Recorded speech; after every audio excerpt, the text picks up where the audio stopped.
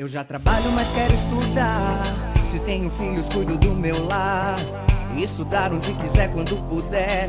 No PC, tablet ou celular. Moro longe, quero me formar. A hora que eu tenho é depois de almoçar. Praticidade tem o nome, polos em todo o país. Online posso me informar. EAD, o Unicesumar tem qualidade de ensino pra você criar. EAD, o Unicesumar, você escolhe a hora que quer estudar. EAD, o Unicesumar em cada canto do Brasil, porque melhor não há. EAD, o Unicesumar, do meu jeito, no meu tempo, em qualquer lugar.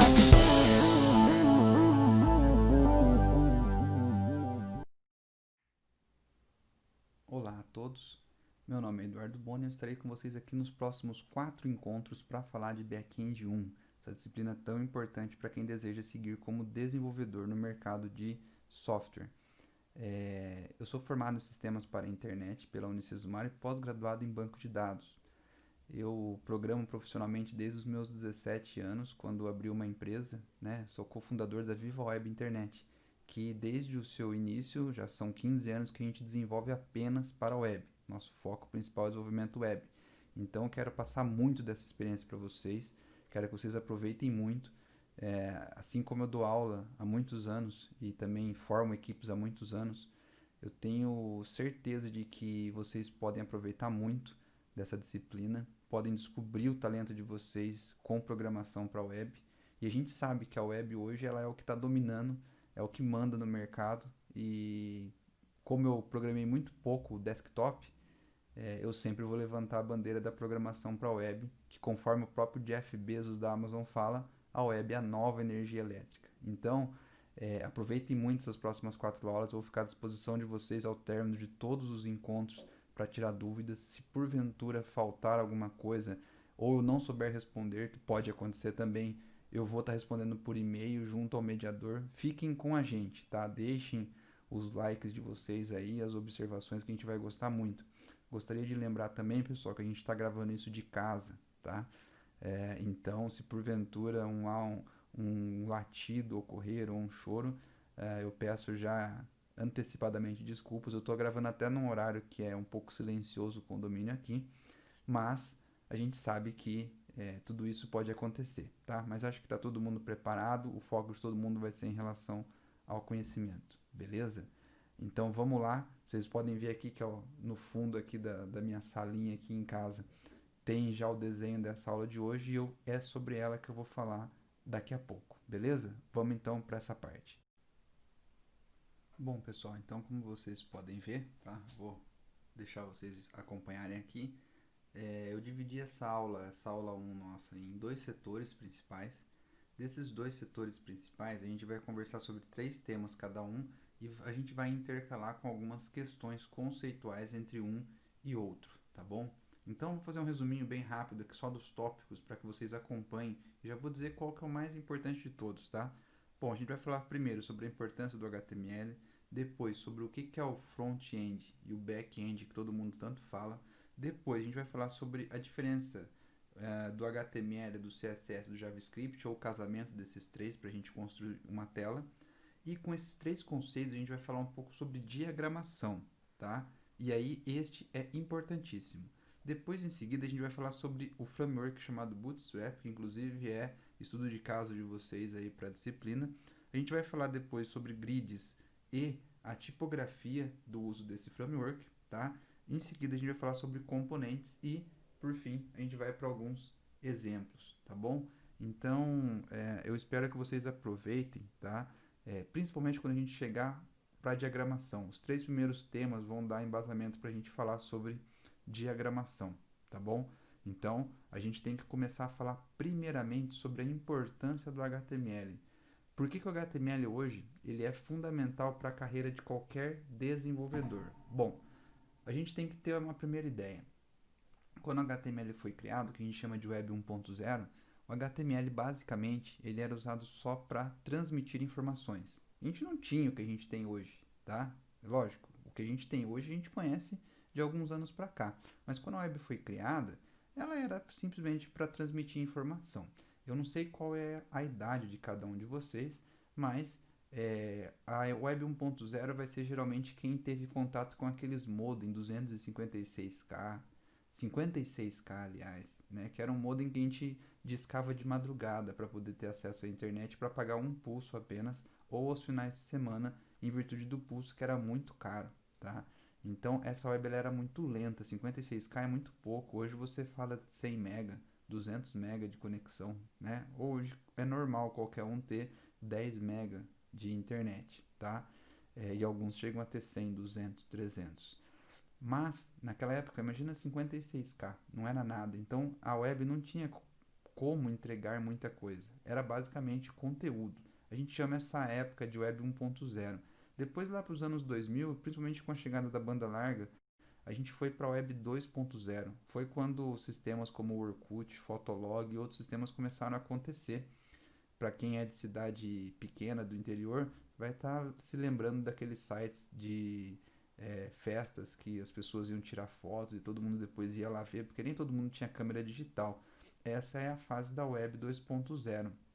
Essa web 2.0 já tinha muito mais gente acessando e a web começou a brilhar aos olhos de empresas. O e-commerce ainda estava dando seus primeiros passos. Então, isso tudo começou ali, após os anos 2000 e principalmente a velocidade que a banda larga foi chegando em cada região. Então, o Brasil é muito grande e isso variou de lugar para lugar, variou também de posição, né, financeira de cada família. Não era tão barato ter uma internet banda larga naquela época. Hoje em dia a gente já tem como ideia que tudo já é mais simples, tá? Mas naquela época nem tanto. E agora a gente está na web 3.0, né? Da 3.0 para cima agora, que agora ninguém mais sabe qual que é a versão dessa web. Então, tudo isso, tá? Deixou a web com um poder fora, tá? De qualquer outro aspecto que alguém já tinha imaginado. Bom, então o que eu quero dizer com isso? Qual que é a importância do HTML? Pessoal, o HTML hoje ele está em tudo.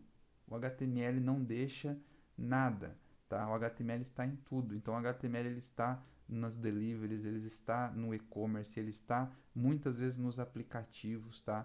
Os aplicativos, a maioria deles suporta HTML. Alguns são feitos apenas com HTML, tá? Tem os recursos nativos e tudo, mas o HTML é suportado por aplicativos também. Então, e o HTML ainda tem uma coisa a mais, tá? Que pouca gente fala e pouca gente se dá ao trabalho de lembrar sempre disso.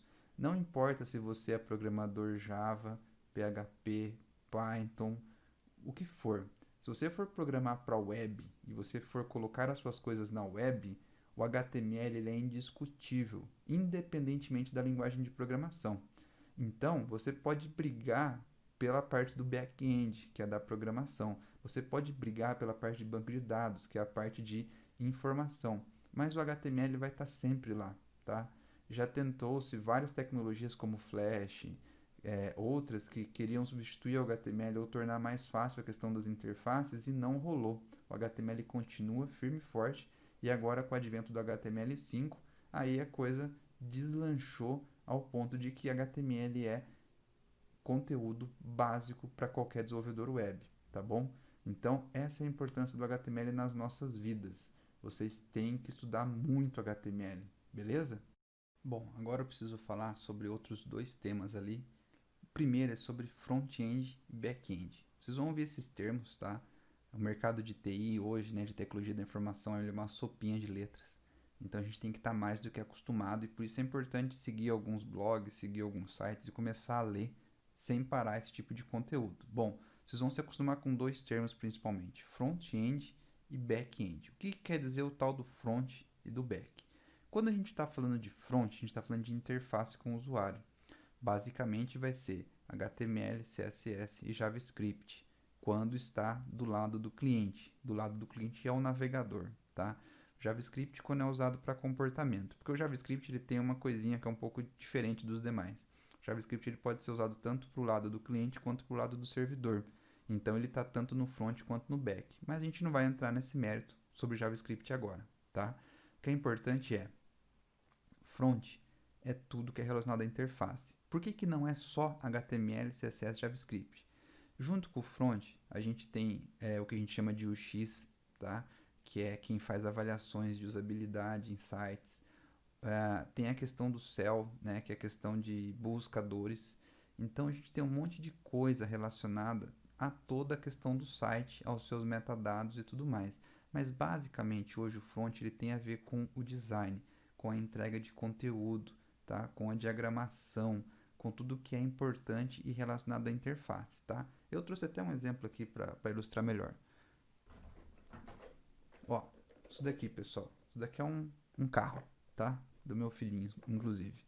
Quando a gente está falando de front, a gente está falando disso daqui, ó, não só do que está por fora, mas do que o usuário, né, o dono do carro, ele tem acesso. Então ele tem rodas cromadas, cor vermelha, o vidro tá preto, tá? Quando você entra aqui tem um volante esportivo, um volante com multifuncional.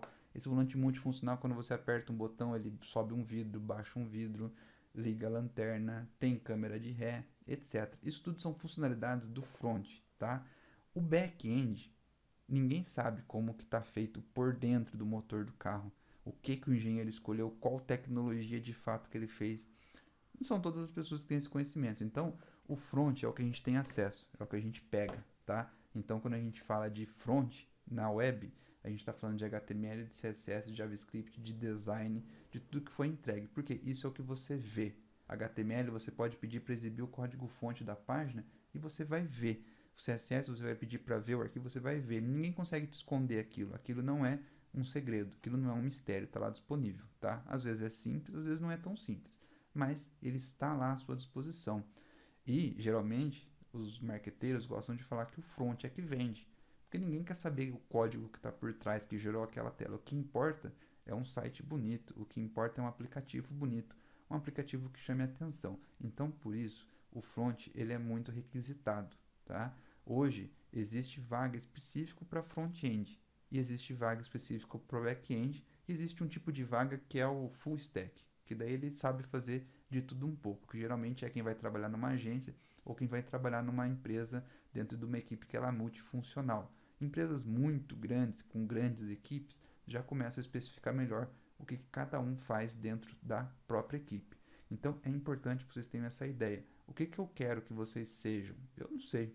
Vocês é que vão definir o caminho de vocês a partir desses conhecimentos. Se você for para a parte de front, você vai ter que estudar muito questões de interface, ser ninja no HTML, no CSS, no JavaScript, conhecer de usabilidade, conhecer de ferramentas de teste de interface, saber o que está rolando de navegadores, de compatibilidade, etc. Back-end, a gente vai ter que falar de linguagem de programação, banco de dados, performance, etc, etc, etc. Eu sou mais para a parte de back-end, tá? Mas a parte de front-end é a que mais tem crescido ultimamente, em virtude de que as telas cada vez mais ficam responsivas, você tem que se adaptar e elas estão ficando cada vez mais lindas. Então, ali a coisa está acontecendo de verdade. E o back-end é aquele cara que trabalha para o motor ficar pronto, para daí depois a pessoa andar no carro e falar, nossa, que delícia de carro que eu estou andando, beleza? A gente tem que falar também, aproveitar, para falar de HTML, CSS e JavaScript. Essas são três áreas que elas não são concorrentes na web. Na verdade, uma completa a outra, tá? A função do HTML, lembrando que HTML não é uma linguagem de programação, HTML é uma linguagem de marcação, ela marca conteúdos. O objetivo do HTML é conter informações sobre um documento web e ter um conteúdo. Esse conteúdo ele está marcado, então você tem título, você tem imagem, você tem parágrafo, você tem links, você tem uma série de coisas. Então, quando você entra, por exemplo, no site do G1, você vê lá um cabeçalho com links, com menus, notícias, imagens, vídeos. Isso tudo é HTML, tá? O que faz com que o HTML, aquela página, fique bonita, com tudo posicionado em seu devido lugar, é o CSS. O HTML não faz aquilo sozinho. O HTML apenas, o conteúdo está lá. O CSS é quem vai determinar os locais exatamente de onde as coisas ficam, as cores, o que vai acontecer quando o mouse passar em cima, que cor que muda, e assim por diante, tá? Inclusive quando for uma tela de celular, qual que é o tamanho, etc, etc. E aí a gente tem o JavaScript. Bom, professor, o JavaScript vai servir para quê? Bom, o JavaScript, na parte do cliente, a gente fala que ele é voltado para comportamento. O que é comportamento? Qualquer coisa que está amarrado a um evento disparado pelo usuário ou por outro acionador. Por exemplo, eu posso clicar para enviar um formulário, então no que eu clico para enviar um formulário, o JavaScript vai pegar aquele envio e vai tratar aquele dado e vai me dar um retorno. Ou quando eu mexer o meu mouse para cá, ele vai fazer alguma coisa. Ou quando eu clicar para arrastar um documento, esse arrastar um documento ele é um evento que é o JavaScript que escuta. Não é o CSS, não é o HTML, ele é o JavaScript que escuta. Então o JavaScript ele é muito usado para comportamento, para cliques, para arrastar, para digitação, para submissão de formulários. Ele é para isso, tá? O foco nosso principal agora, quando a gente fala de diagramação, a gente está mais voltado para o HTML e para o CSS de fato, tá? Mas o JavaScript é uma disciplina importantíssima. Bom, na verdade, HTML, CSS e JavaScript, como eu já falei anteriormente sobre a importância do HTML, os três são importantes para tudo, porque a linguagem de programação que você escolher não vai fazer diferença nenhuma, porque tudo no final vai ser HTML, CSS e JavaScript, beleza? Então, com essas três questões que a gente já falou, que é sobre a importância, sobre front-end e back-end e sobre HTML, CSS e JavaScript, a gente vai falar um pouquinho agora sobre diagramação. Bom, com isso a gente pode chegar na diagramação.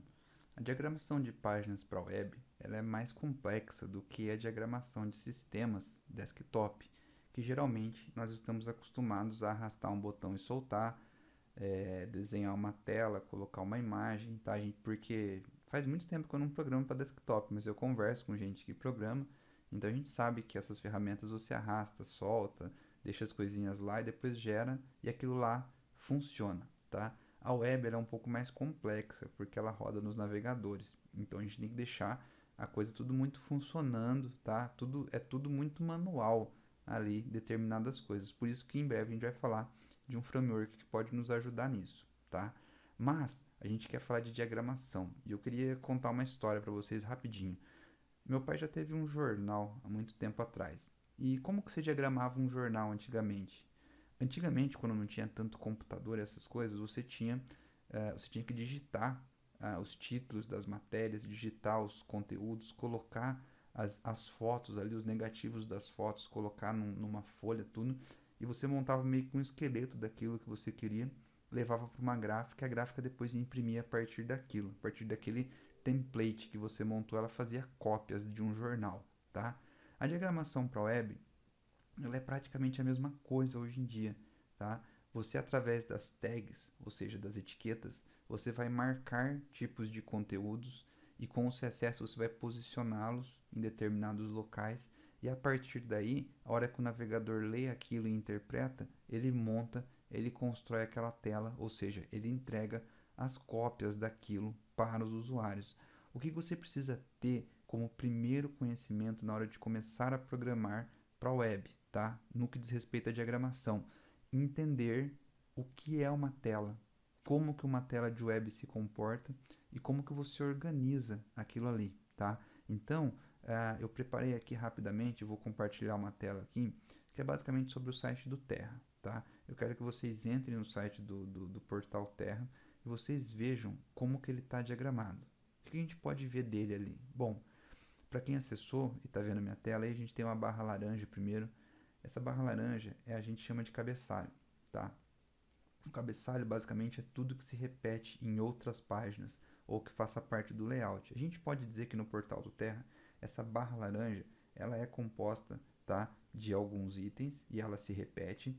O menu de baixo, tá, é uma lista de menus. Esses menus têm ícones e tem textos ali. Depois tem um banner e depois embaixo tem mais uma lista de itens, tá? Bom, como que eu sei que isso está de acordo com a parte de layout? Se eu mudar, sair da página inicial e ir para a página de esportes, por exemplo, vocês vão ver que não mudou nada nesse cabeçalho. O topo, o cabeçalho continua a mesma coisa, a barra laranja, os menus embaixo continuam a mesma coisa e aqui o banner continua a mesma coisa. O que mudou foi só agora aquele menu de baixo. Então, isso daqui é uma primeira parte da diagramação, que a gente chama de cabeçalho, né? É o que alguns sites são no topo e na lateral esquerda, tá? Como o site do governo, por exemplo. No site do Terra é só o cabeçalho. Depois a gente tem o corpo da página, né? O que é mais importante na página, que é o conteúdo. E aí, a partir daí, cada site faz da sua forma. Cada site desenvolve isso. Isso daqui, na verdade, é o que diferencia um site do outro, tá? Aqui a gente está falando de um site de notícia. Mais importante do que saber como que o Terra faz, como que o G1 faz ou como que o Magazine Luiza faz, é você entender que sites têm diferentes tipos de objetivos, de contextos e de propósitos, tá?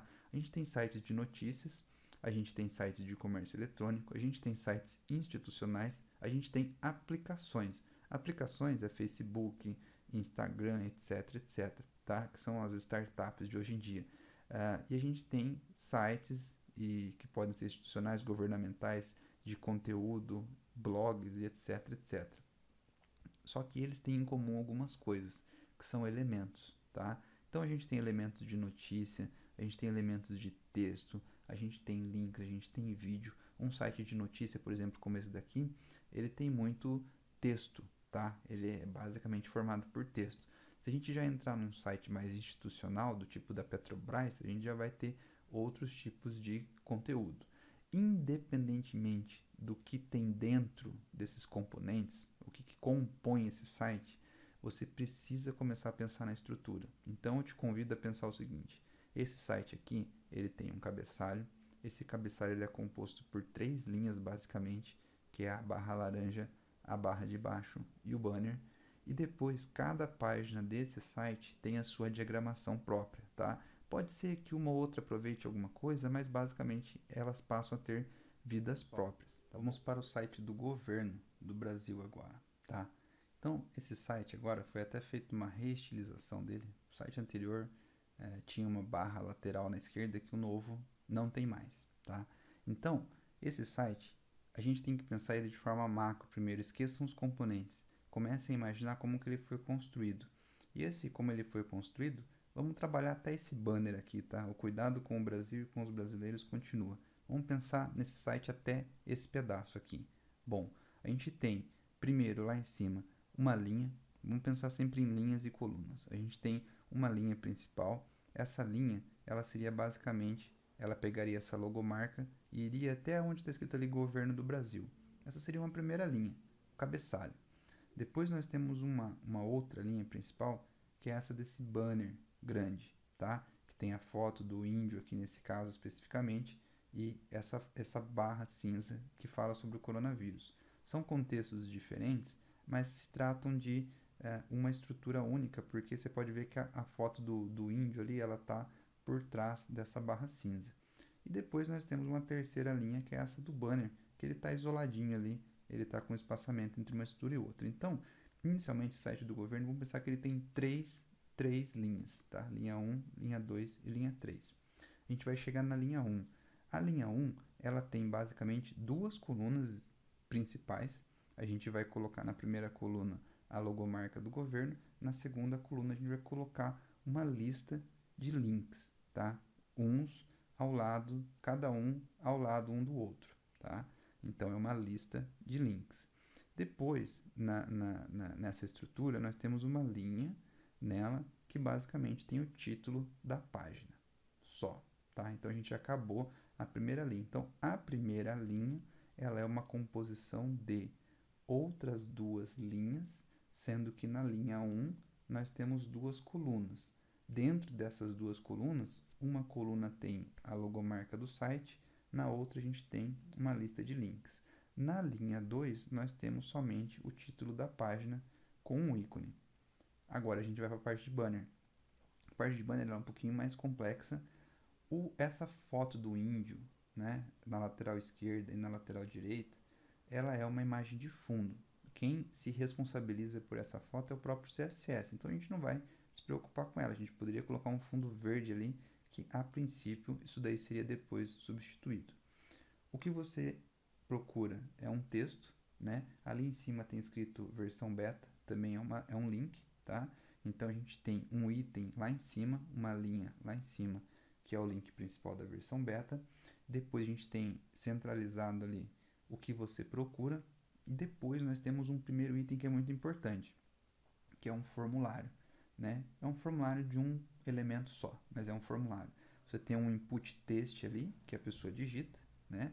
E você tem uma lupinha, que na verdade ela é um botão, provavelmente para fazer essa busca.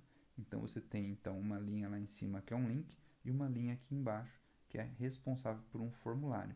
Depois, embaixo do banner aqui, você tem uma outra linha, que é essa do coronavírus, que basicamente ela tem um título, né, que é esse coronavírus Covid-19, e embaixo você tem uma lista com 4 links criados, tá?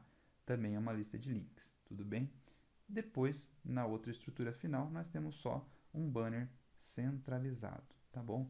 Então, pessoal, eu quero explicar agora, juntamente com a utilização de um framework, como que a gente vai aplicar isso nessa página especificamente, beleza? Então, vamos lá, que agora a gente está falando de parte prática. Agora sim, vamos para a parte prática, para a gente terminar essa primeira aula e a gente tirar as dúvidas logo em seguida, tá?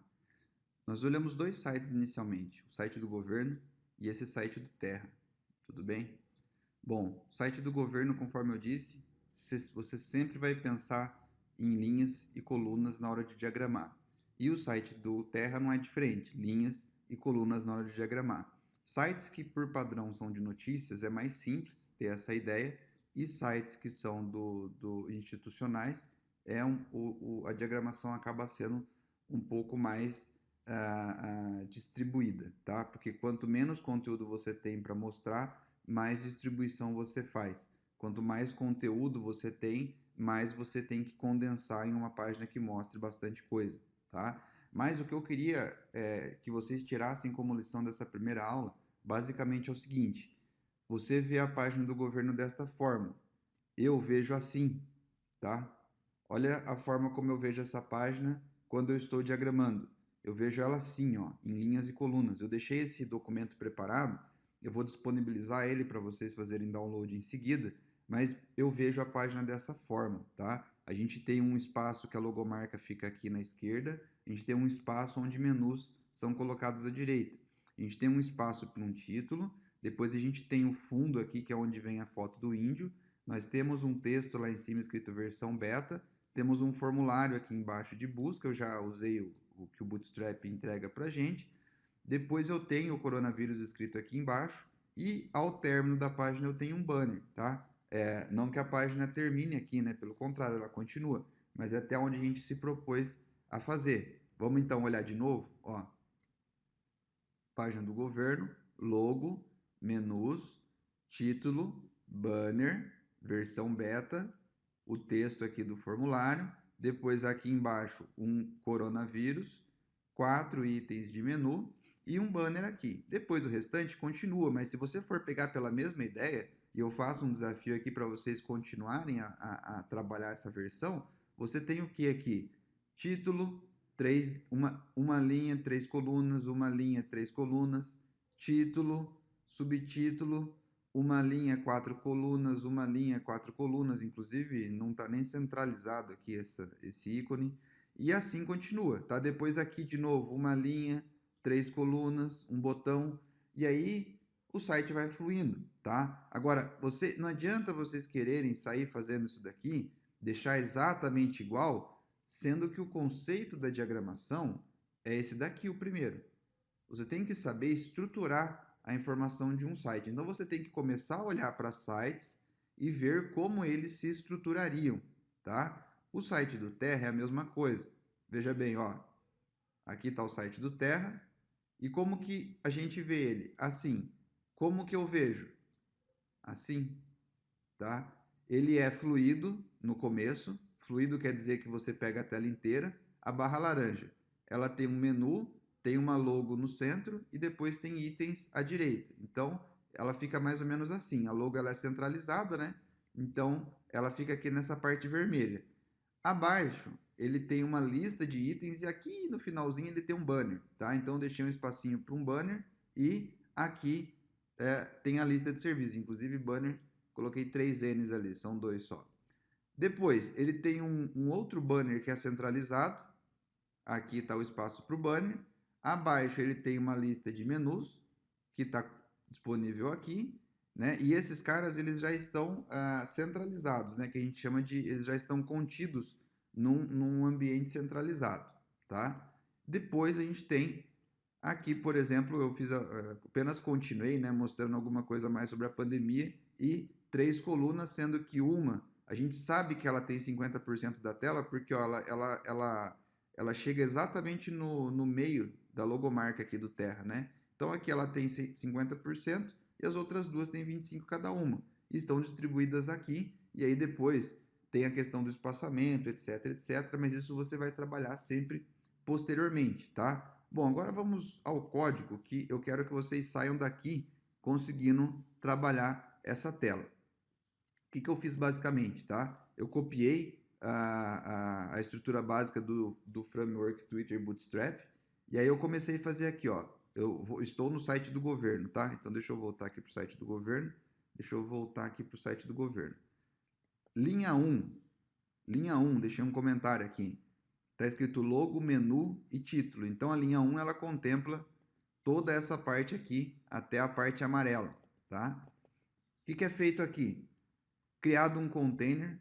O container ele faz basicamente o quê? O container ele cria uma estrutura centralizada, tá?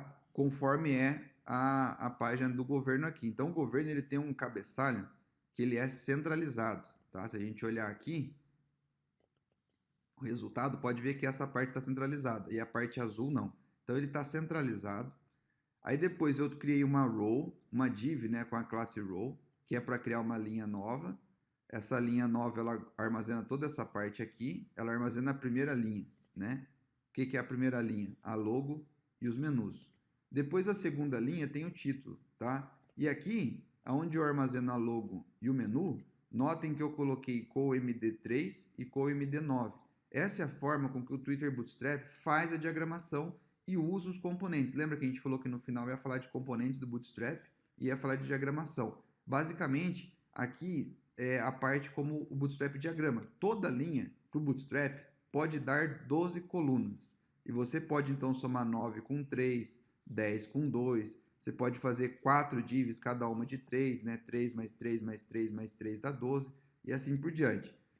Na minha fase de estruturação de diagramação, eu coloco aqui CSS na mão só para dar altura e fundo, porque é para fazer mais ou menos o que a gente está pensando ali em relação ao site. Depois, isso daqui tudo é jogado fora e o CSS entra e faz a coisa acontecer da forma mais bonita possível conforme o layout se propôs. Então aqui, 3 com 9 dá 12, depois aqui 12, abriu uma nova linha. Acabou essa linha 1, tá? Depois aqui eu tenho a linha 2. Deixa eu até escrever aqui, tá? Linha 2. A linha 2 já é um container fluido, tá? Fluid, né? Que quer dizer o quê? Ele vai pegar a tela inteira. E aí, como ele pega a tela inteira, eu coloquei aqui que essa linha tem um tamanho de 2 colunas e ela tem um tamanho de 10, tá? De 10... ela tem um tamanho de 10 na esquerda, tá? Então é como se ela só tivesse 2. Isso daqui é para eu poder mover essa coluna para a lateral direita. Então eu falo que ela tem um tamanho de 2 e que entre ela eu tenho uma coluna falsa de 10. Então ela manda lá para a direita. Isso aqui, ela aqui está dentro de um container. Por que ela está dentro de um container? Porque a parte, apesar aqui, ó, de ter essa foto do índio vazada de lado a lado, o conteúdo em si ele está centralizado. Então a gente tem aqui um caso que é meio que um conjunto, né? Eu tenho um container fluido que é justamente para dar a possibilidade de eu colocar uma imagem de fundo ali do índio, mas dentro dele eu tenho de novo o conteúdo dentro de um container. Então eu tenho aqui primeiro o link da versão beta, depois eu continuo aqui fazendo a parte de Bootstrap, né? Aqui eu coloquei um título, H3, né, o que você precisa, e depois coloquei o input group aqui, que é do formulário. Já coloquei inclusive com o ícone do Font Awesome, né, que é uma... Vocês vão ver aqui que nesse CSS aqui, ó, nessa linha, eu tenho a URL de uma fonte, né, que é muito conhecida no mercado, que sempre que você vê no CSS ou no HTML algo que chama FA traço alguma coisa, a gente está falando do Font Awesome, tá? Então, pessoal, basicamente é assim, né, que foi feito isso daqui. A gente chega na parte do coronavírus, que seria a linha 3. Assim, é assim que se faz comentário no HTML, tá? Na linha 3 eu tenho aqui também de novo um título, eu tenho uma row, eu tenho um container. Esse PT4 no Bootstrap quer dizer padding top 4, né? É um espaçamento de topo, tá? Dava para fazer via CSS, mas o Bootstrap dá meio pronto esse código aqui. A gente então tem um título e logo abaixo do título a gente tem uma linha escrito saiba mais, app coronavírus, seja solidário. Isso daqui é o quê? São 4 divs, cada uma com tamanho 3. Então 3, 6, 9, 12. Aí o que ela faz? Ela faz isso daqui, ó, tá?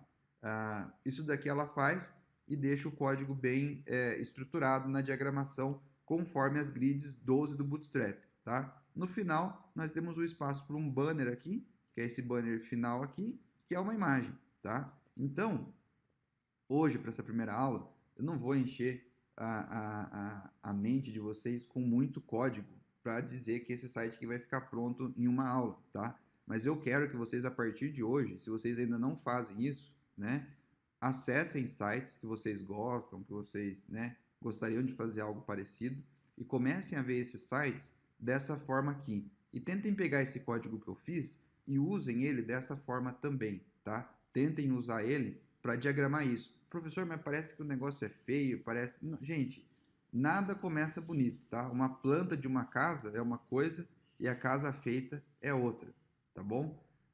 Eu vou ficar à disposição para mais dúvidas, espero que vocês tenham gostado dessa primeira aula, tá? Desculpa se eu fui rápido, deixem seus feedbacks, a gente vai ter mais tempo nas próximas aulas e eu vou ficar à disposição de vocês, tá bom? Mas entrem em contato e conversem com a gente. Pessoal, até mais, tchau, tchau. EAD, Unicentro, do meu jeito, no meu tempo, em qualquer lugar.